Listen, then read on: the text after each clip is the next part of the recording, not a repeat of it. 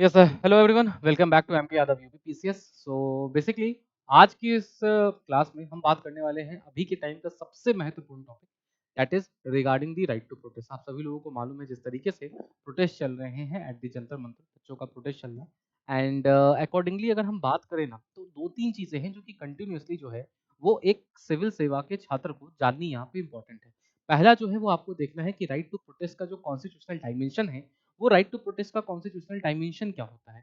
Second चीज जो है वो आपको बार बार और बेसिकली अगर मैं जो बात कर रहा हूँ ये आपको on the basis of the news paper है। अगर हम देखें तो सबसे ऊपर एक्सप्लेन न्यूज जो आपको बेसिकली यहाँ पर इंडियन एक्सप्रेस का जो आर्टिकल है वो देखने को मिल रहा है। अकॉर्डिंगली अगर आप नीचे आते हैं तो एक और आर्टिकल है दैट इज जो बात करता है रिगार्डिंग दी पब्लिक प्रोटेस्ट, और वहां पे जो पुलिस की जो बेसिकली हमें देखने को मिलता है जो परमिशन होता है उस पुलिस परमिशन के बारे में बेसिकली बात कर रहा है। अकॉर्डिंगली अगर यहाँ पर हम देखने का प्रयास करें तो ऐसा ही एक आर्टिकल जो है वो आपको आज 24 जुलाई 2026 के पेपर में यहाँ पे द हिंदू के अंदर इससे कवर किया गया है, that is the right to protest. Accordingly अगर हम बात करते हैं तो वैसे ही जो बिजनेस स्टैंडर्ड है वहां पे भी जो basically right to protest in India और उसके जो कॉन्स्टिट्यूशनल क्या कॉन्स्टिट्यूशन के थ्रू कौन सी चीजें अलाउड है एंड जो हमारा जो कॉन्स्टिट्यूशन है वो बेसिकली कौन कौन सी चीजें हैं जिन्हें वो रिस्ट्रिक्ट करता है। ठीक है, तो ये कुछ डायमेंशन है जो कि बार-बार रिपोर्टेडली कवर किए जा रहे हैं न्यूज़पेपर्स के द्वारा, अलग-अलग आर्टिकल्स में आ रहा है। दैट इज़ ये आपके लिए, आपके एग्जामिनेशन पॉइंट ऑफ व्यू के लिए भी काफ़ी ज़्यादा क्रिटिकल हो जाता है और अभी के इस प्रेजेंट डायमेंशन में बहुत सारी चीज़ें हैं जिसको समझना जो है वो काफ़ी ज़्यादा महत्वपूर्ण हो जाता है। तो सबसे पहले अगर हम बात करने का प्रयास करें तो सबसे पहले हम बात करते हैं कि अगर हम यहाँ पर देखें कि जो राइट टू प्रोटेस्ट है ना, ये राइट टू प्रोटेस्ट का जो कॉन्स्टिट्यूशनल डायमेंशन है, ये कॉन्स्टिट्यूशनल डायमेंशन कहाँ से आ रहा है? अगर मैं राइट टू प्रोटेस्ट के बारे में बात करता हूँ तो right to protest actually flow कहाँ पे कर रहा है? तो बेसिकली दो आर्टिकल हैं भारतीय संविधान के। पहला आर्टिकल हमें देखने को मिलता है दैट इज भारतीय संविधान का अनुच्छेद 19 sub clause 1 sub clause A, article 19 sub clause 1 sub clause A, जो आपको देता है freedom of speech and expression, that is वाक और अभिव्यक्ति की स्वतंत्रता जहां से मिलती है। वैसे ही आर्टिकल 19 के sub clause 1 sub clause B में जाओगे ना तो वहां पे आपको दिया गया है right to assemble peacefully, right to assemble peaceably without arms दिया गया है। दैट इज आपके पास कोई हथियार नहीं होना चाहिए। तो ऐसे कंडीशन में आपको जो पीसफुल असेंबली है वो पीसफुल असेंबली एक राइट के तौर पे बेसिकली क्या है आपको दी गई है। तो ये वो दो आर्टिकल है जो कि बेसिकली कहीं ना कहीं आपके जो फ्रीडम राइट टू प्रोटेस्ट के बारे में जब हम बात करते हैं ना, मार्चेस निकालने के बारे में, प्रोसेशन निकालने के बारे में, असेंबली क्रिएट करने के बारे में, एक साथ एकत्र होकर किसी भी चीज के बारे में अपना जो पक्ष है वो रखने के लिए, तो यहाँ पे वो दो आर्टिकल है जो यहाँ पर इन चीजों को रिप्रेजेंट कर रहे हैं। लेकिन मार्क माई वर्ड्स कि जब मैं इनके बारे में बात करता हूँ तो याद रखना ये आर्टिकल्स जो हैं ये अपने आप में ना एब्सोल्यूट आर्टिकल्स नहीं है। ये जो आर्टिकल्स है ये अपने आप में ना एब्सोल्यूट आर्टिकल्स नहीं है। इनके ऊपर भी हमें कुछ लिमिटेशंस देखने को मिलते हैं। याद रखना इनके ऊपर भी बेसिकली हमें कुछ लिमिटेशंस देखने को मिलते हैं। इनके भी हमें बेसिकली कुछ जो रीजनेबल रिस्ट्रिक्शन है वो बेसिकली हमें देखने को मिलता है कि इनके भी कुछ हमें जो रीजनेबल रिस्ट्रिक्शंस है वो रीजनेबल रिस्ट्रिक्शंस देखने को मिलते हैं। दैट मीन्स ये जो आपके राइट्स हैं ये राइट्स बेसिकली आपके अनकंडीशनल राइट जो हैं वो बेसिकली नहीं है। एंड ऐसे कंडीशन में जो स्टेट है वो आपके ऊपर, स्टेट आपकी इस राइट के ऊपर, स्टेट बेसिकली आपके इस प्रिविलेज के ऊपर, बेसिकली प्रिविलेज आपकी इस राइट के ऊपर जो है वो रीजनेबल रिस्ट्रिक्शन जो है वो रीजनेबल रिस्ट्रिक्शंस यहाँ पे क्या है लगा सकता है। अब बात करते हैं कि सर यहाँ पे अगर इसके रीजनेबल रिस्ट्रिक्शंस को देखें तो स्टेट कौन कौन से कंडीशन में जो है वो आपको रेगुलेट कर सकता है। तो बेसिकली अगर मैं दो चीज बात करूँ ना तो यहाँ पे एक डेलिकेट बैलेंस है, नजर आ रहा है, फल्क्रम ऑफ डेमोक्रेसी हमें देखने को मिलती है। एक तरफ हमारा जो राइट टू प्रोटेस्ट है वो आता है जो कहाँ कहाँ पे किस किस आर्टिकल से फ्लो कर रहा है वो मैंने आपको बताया। दूसरी तरफ अगर मैं बात करता हूँ वहीं पे दूसरी तरफ अगर हम देखने का प्रयास करें तो वहां पे जो पब्लिक ऑर्डर है ये पब्लिक ऑर्डर देखने को मिलता है। दैट इज जो आपका ये जो राइट टू प्रोटेस्ट है ना it is subjected to the maintaining of the public order in that area जहां पे भी आप वहां पे जो असेंबली वगैरह है इसको क्रिएट कर रहे हैं। अब इसी में एक और चीज होता है जो public order law and order है ना इसको मेंटेन करने के कारण हमें देखने को मिलता है कि आपको रिक्वायरमेंट क्या होती है कि इस प्रकार की कोई सभा अगर आप निकाल रहे हैं, कोई असेंबली सेटअप कर रहे हैं, तो उससे पहले क्या है कि आपको जो पुलिस परमिशन होता है वो पुलिस परमिशन हमें देखने को मिलता है। अब अगला क्वेश्चन हमें एक एग्जाम के अंदर या आपके मन में यहाँ पर बनता होगा कि सर एक बात बताओ कि जो पुलिस परमिशन है या जो लॉज हैं जो रेगुलेट करते हैं पब्लिक ऑर्डर को, लॉ एंड ऑर्डर को, क्या वो ऑल ओवर इंडिया यूनिफॉर्म होंगे? तो याद रखना, अगर मैं लॉ एंड ऑर्डर के बारे में बात करता हूँ, बेसिकली अगर मैं बात करता हूँ पुलिस परमिशन के बारे में, तो हमें देखने को मिलता है they are basically regulated by local laws. होता क्या है सर? बेसिकली ये जो लॉ एंड ऑर्डर है ना, ये लॉ एंड ऑर्डर याद रखना, ये जो बेसिकली लॉ एंड ऑर्डर हमारा बनता है, दैट इज कानून व्यवस्था जो हमारी बनती है ना, ये हमें देखने को मिलता है, ये एक स्टेट लिस्ट का सब्जेक्ट है। स्टेट लिस्ट का सब्जेक्ट है, इसका मतलब है कि अलग अलग स्टेट जो है इसके रिगार्डिंग अलग अलग अपने जो सेपरेट सेपरेट लॉज हैं, वो सेपरेट सेपरेट लॉज बनाते हैं। और उसके अकॉर्डिंग अगर कभी भी आप इस प्रकार की कोई चीजें कर रहे हैं, तो उससे पहले क्या है कि आपको जो पुलिस की जो परमिशन होती है, अकॉर्डिंगली यहाँ पे पुलिस की परमिशन लेनी पड़ती है। अब बात आता है कि चलो अगर हम पुलिस की परमिशन ले रहे हैं, तो उस पुलिस की परमिशन में क्या क्या चीजें होंगी। तो सबसे पहले तो मैंने बता दिया कि ये स्टेट लिस्ट में आता है सर। तो स्टेट लिस्ट में आता है, तो हर एक जो स्टेट होगा, every state can make its own laws and rules to govern basically law and order within its own territory. तो उसके लिए ये यूनिफॉर्मिटी जो है हमें देखने को नहीं मिलता। दूसरा हमें नजर आता है कि जब आप असेंबली क्रिएट कर रहे होंगे ना, जब आप पुलिस परमिशन लेंगे ना, तो उस टाइम पे बेसिकली क्या होगा, तो उस टाइम पे आपको एक एनओसी जो है वो पुलिस से बेसिकली लेनी रिक्वायर्ड होती है। क्या करना है एनओसी में, हमें क्या लेना है, दैट अगर हम देखते हैं, तो sir for any such protest और पब्लिक गैदरिंग, द ऑर्गेनाइजर, जो भी ऑर्गेनाइजर है, he need to obtain a no objection certificate from the police station within whose jurisdiction this would fall.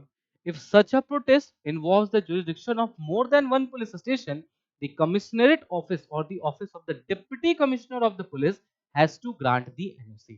मतलब आपको पुलिस से जो ऑर्गेनाइजर होगा, जो भी भाई साहब प्रोटेस्ट ऑर्गेनाइज करवा रहे हैं, उन्हें हमें देखने को मिलता है कि जो पुलिस अथॉरिटी है जहां पे उसका जुरिस्डिक्शन आ रहा है, वहां पे उस ऑफिसर से जाके लेना पड़ेगा।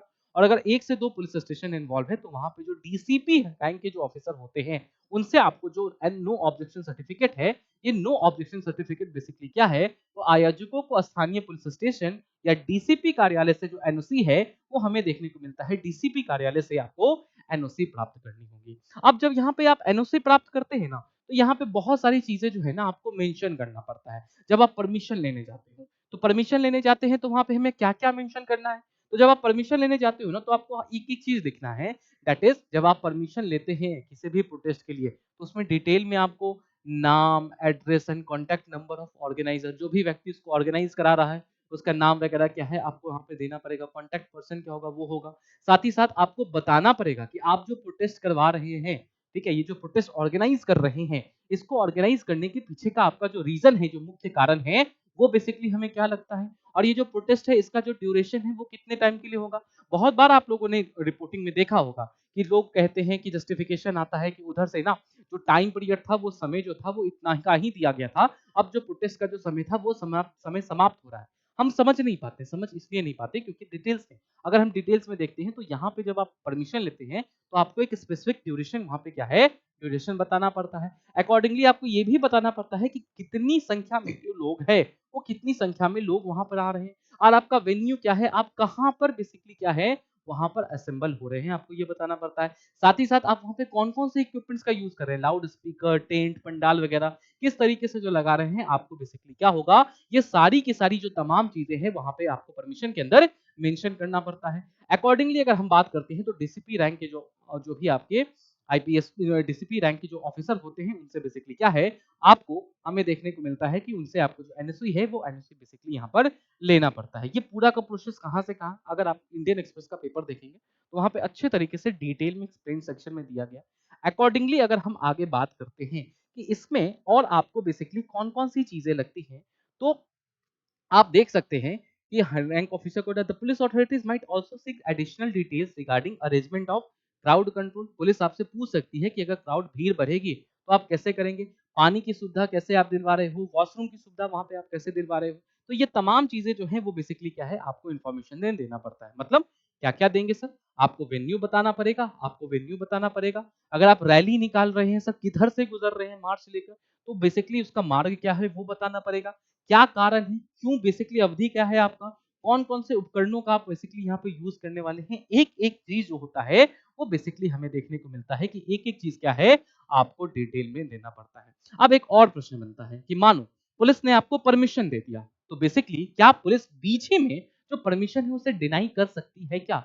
मतलब सर, आपको बेसिकली जो परमिशन था वो परमिशन मिला है। और परमिशन बेसिकली क्या है, वो परमिशन हमको देखने को मिलता है, क्या वो बीच में डिनाई हो सकता है क्या? तो हाँ सर, बीच में भी डिनाई हो सकता है और ये भी हो सकता है कि पुलिस जो है वो आपको परमिशन दे ही ना। क्या सर? बिल्कुल सही है। दैट अगर हम बात करते हैं हमारे राइट टू प्रोटेस्ट को लेकर, कि जो राइट टू प्रोटेस्ट होता है मैंने पहले ही बताया है, वो आपका जो अनकंडीशनल राइट है ना, वो अनकंडीशनल राइट है नहीं। तो बेसिकली उसपे बहुत सारे रिस्ट्रिक्शंस आते हैं। रिस्ट्रिक्शंस कौन-कौन से हैं लगे हुए हैं सर? तो हमें देखने को मिलता है बेसिकली रिस्ट्रिक्शन के तौर पे बेसिकली क्या है, तो पुलिस जो है वो संप्रभुता, अखंडता, राज्य की सुरक्षा या सार्वजनिक व्यवस्था के हितों के आधार पे चाहे तो आपको जो परमिशन है वो इनकार, बेसिकली पब्लिक ऑर्डर के नाम पे क्या होता है, इनकार कर दिया जाता है पुलिस के द्वारा। इसके अलावा अन्य कोई कंडीशन हो सकते हैं और भी हो सकते हैं सर। मैंने 2 राइट बढ़ाए थे, उनके जितने भी रीजनेबल रिस्ट्रिक्शन है सारे के सारे हो सकते हैं। हो सकता है मैंने बोला ही है सर, देश की संप्रभुता और अखंडता हो गया, राज्य की सुरक्षा हो गया sir, friendly relations with other foreign states हो गए, पब्लिक ऑर्डर हो गया, डिसेंसी मोरालिटी हो गया, कंटेम्प्ट ऑफ कोर्ट हो गए, डिफेमेशन हो गया, इंसाइटमेंट ऑफ ऑफेंस हो गया। इन सारे आधार पे क्या है, तो चाहे तो पुलिस आपको जो परमिशन है वो परमिशन हमें देखने को मिलता है वो डिनाई भी कर सकती है, नैतिकता के आधार पे, मानहानि के आधार पे, अदालत की अवमानना के आधार पे, अपराध के लिए उकसाने के आधार पे। बेसिकली जो स्टेट है, वो जो पुलिस है वो आपको मना कर सकती है कि नहीं सर, हम आपको प्रोटेस्ट करने का जो परमिशन है वो हम नहीं देंगे। अगला प्रश्न उठता है कि सर एक बात बताओ कि सर क्या परमिशन बीचों बीच में अचानक से प्रोटेस्ट चल रही है, पुलिस ने परमिशन दिया था, क्या बीच में ही जो परमिशन प्रोटेस्ट चल रहा है परमिशन मिला और बीच में ही मिडवे क्या हम जो अनुमति है, जो पुलिस है वो अनुमति वापस ले सकती है कि नहीं ले सकती है? कि हाँ, ध्यान रखना अगर हम पुलिस के बारे में बात करते हैं, तो पुलिस को ये राइट होता है कि वो बेसिकली जो अनुमति है, वो अनुमति को वापस भी ले सकता है। किस एक्ट के थ्रू लेगा? तो सिंपल सा याद रखना, जो बीएनएसएस की धारा, याद रखना बीएनएस की धारा 163 है ना, वहाँ पे जो पहले आपको सीआरपीसी की धारा 144 थी, उसी के तहत जो बीएनएस की धारा 163 है, वहाँ पे अगर पब्लिक ऑर्डर पुलिस को लग रहा है कि अब हर्ट हो रहा है, तो वैसे कंडीशन में क्या है कि पुलिस चाहे तो मिडवे भी जो उन्होंने परमिशन दिया था, उससे रिवोक कर सकती है, उस परमिशन को वापस ले सकती है और आपको प्रोटेस्ट करना क्या है, वो पुलिस कह सकती है कि भाई अब आप जो है वो प्रोटेस्ट आपका समाप्त होता है, हम जो परमिशन है, हम परमिशन आपसे ले रहे हैं। कौन से सेक्शन के थ्रू ये वाला काम हो सकता है? तो याद रखना सेक्शन 163 ऑफ जो बीएनएसएस है, उसके थ्रू बेसिकली क्या है उसके थ्रू हमें देखने को मिलता है ये वाला कार्य जो है वो पुलिस कर सकती है। अब एक सबसे बड़ा क्वेश्चन उठता है। क्वेश्चन ये उठता है कि बहुत जगह रिपोर्ट किया गया है। रिपोर्ट ये है कि क्या जो पुलिस है वो फोर्स का यूज कर सकती है क्या? This I have taken from, आपको नजर आ रहा होगा, right to protest and the limit of police power. इसको एग्जामिन करते हैं। बेसिकली अगर हम देखें तो न्यूज़पेपर के अंदर जो है वो यहाँ पर हमें कटिंग जो है देखने को मिली। अकॉर्डिंगली इसको हम देखते हैं। प्रश्न उठता है कि सर एक बात बताओ, क्या जो पुलिस है, when can a police use force? Basically जो पुलिस है वो पुलिस हमें देखने को मिलता है, पुलिस आपका जो फोर्स है वो पुलिस बेसिकली फोर्स आपको कब यूज कर सकती है?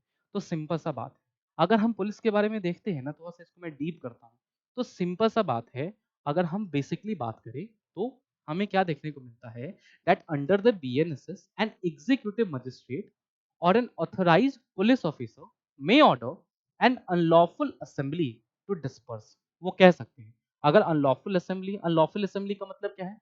परमिशन दिया गया था, नहीं दिया गया था, आप बैठे हुए हैं, टाइम खत्म हो गया उसके बाद भी आप बैठे हुए हैं। अनलॉफुल असेंबली का मतलब हो जाता है कि बेसिकली हमें क्या नजर आ रहा है अनलॉफुल असेंबली के बारे में, कि अगर हम बात करते हैं कि बेसिकली कोई एक अनलॉफुल असेंबली है, तो आप कह सकते हैं कि भाई आप ना यहाँ से डिस्पर्स हो जाए। If the assembly does not comply the law permit it to be dispersed by force. अब यहाँ पे लिखा गया, अब आओ देखते हैं। The code of conduct for police in India states that police should as far as possible use the method of persuasion, advice and warning. ठीक है, उसके बाद जब एकदम जरूरत पड़ जाए तब बेसिकली हमें देखना है पुलिस थोड़ा सा माइल्ड फोर्स यूज कर सकती है।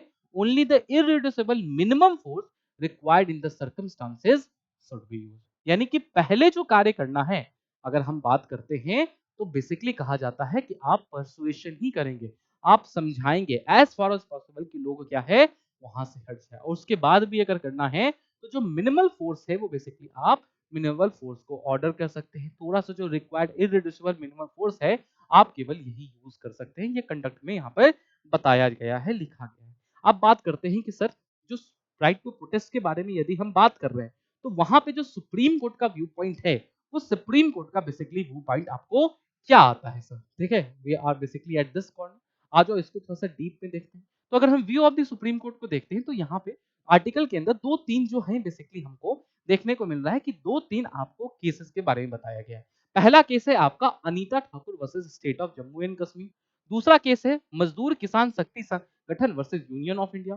तीसरा केस है आपका Amit Sahni versus commissioner of police 2020 का केस। आ जाओ एक एक करके देखते हैं। अगर हम अनीता ठाकुर वर्सेस जम्मू एंड कश्मीर वाला केस देखते हैं तो यहाँ पे सुप्रीम कोर्ट ने कहा था that excessive force violates the fundamental right, police action must be reasonable. तो सुप्रीम कोर्ट ने कहा था कि प्रोटेस्ट हो रहा है और वैसे कंडीशन में अगर आप एक्सेसिव फोर्स को यूज कर रहे हैं तो वो जो राइट है ना, वो राइट को बेसिकली क्या है, court held that excessive force violates the fundamental right and awarded compensation to the injured protester. जिनको मारा गया था कोर्ट ने कहा था कि आपको कॉम्पेंसेशन देना पड़ेगा। वैसे ही अगर हम बात करते हैं मजदूर Kisan Shakti Sangathan versus union of India के केस में, तो यहाँ पे सुप्रीम कोर्ट ने कहा था the court held that while authorities may regulate demonstration to maintain public order, public order के ही नाम पे तो परमिशन वगैरह सब कुछ हो रहा है, मैंने बताया है। तराजू है, एक तरफ आपका राइट है, दूसरी तरफ हमें देखने को मिला है पब्लिक ऑर्डर मेंटेन करना है। सुप्रीम कोर्ट ने कहा कि हाँ आप रेगुलेट कर सकते हैं उसके नाम पे, but they cannot extinguish the right to protest altogether. Supreme court ने कहा था ये ध्यान रखना कि ठीक है आप पब्लिक ऑर्डर मेंटेन करने के लिए, रेगुलेट करने के लिए चीजें कंट्रोल करोगे, लेकिन इतना नहीं करना है कि आप डिसेंट को पूरा कर ही कर दो पब्लिक ऑर्डर के नाम पे। अगेन अगर हम बात करते हैं तो Amit Sahni versus commissioner of police 2020 का जो केस था ना, Amit Sahni versus commissioner of police 2020 का जो केस था, यहाँ पे सुप्रीम कोर्ट ने कहा है, जो शाहीन बाग वाला था, सुप्रीम कोर्ट ने कहा it affirm that dissent is a constitutional right, ठीक है, but can not result in the indefinite occupation of public spaces. तो बेसिकली क्या है, सुप्रीम कोर्ट ने कहा है कि राइट है लेकिन पब्लिक ऑर्डर के साथ मेंटेन रखना है। और बेसिकली अगर हम बात करते हैं डेमोक्रेसी के अंदर जो डिसेंट है वो बेसिकली आपका एक कॉन्स्टिट्यूशनल राइट के तौर पर हमें देखने को मिलता है। तो this is all the things, जो बेसिक चीजें हैं जो अभी राइट टू प्रोटेस्ट के बारे में आपको जानना चाहिए। अगर आप इसी तरीके से चीजों को डिटेल में पढ़ना चाहते हैं तो basically you can join with our अब यूपीपीसीएस संकल्प फाउंडेशन बैच, जहां पे आपको क्लासेस जो है वो कंप्लीटली आपको ऑनलाइन मोड में मिलने वाली है। इंग्लिश माध्यम की बैच हमारा बिल्कुल डिफरेंट है, जो हिंदी माध्यम का बैच है वो हमें डिफरेंट देखने को मिलता है। तो जो भी बच्चे हमारे साथ जुड़ना चाहते हैं वो बेसिकली जुड़ सकते हैं। क्या क्या आपको मिलेगा उससे, तो बेसिकली आपको लाइव क्लासेस मिलेंगे, हैंडआउट्स मिलेंगे, समरी नोट्स मिलेंगे, डाउट सॉल्विंग सेशन मिलेंगे, वीकली करंट अफेयर की क्लासेस मिलेगी। टॉपर जो अगर हम बात करते हैं तो यूपी के अंदर पिछले साल 2024 के अंदर यूपीपीसी 2024 में हमारे 70 से ज्यादा बच्चे आप देख सकते हैं हमारे एग्जाम में, बेसिकली आपको 70 से बच्चे बेसिकली आपको यूपीपीसीएस की परीक्षा में उत्तीर्ण हुए हैं। इनके द्वारा आपको मेंटरशिप जो है वो प्रदान किया जाएगा। जो भी बच्चे यहाँ पे बैच के साथ जुड़ना चाहते हैं बेसिकली 9560082909 के ऊपर बेसिकली कॉल करके आप अपना इनरोलमेंट यहाँ पर करवा सकते हैं। तो चलिए आज के लिए बेसिकली हम इतना ही रखते हैं। मिलते हैं आपको अगले वीडियो में, जहाँ पे ऐसे ही किसी एक और महत्वपूर्ण मुद्दे का विश्लेषण करेंगे। आज के लिए इतना ही रखते हैं। थैंक यू एंड जय हिंद।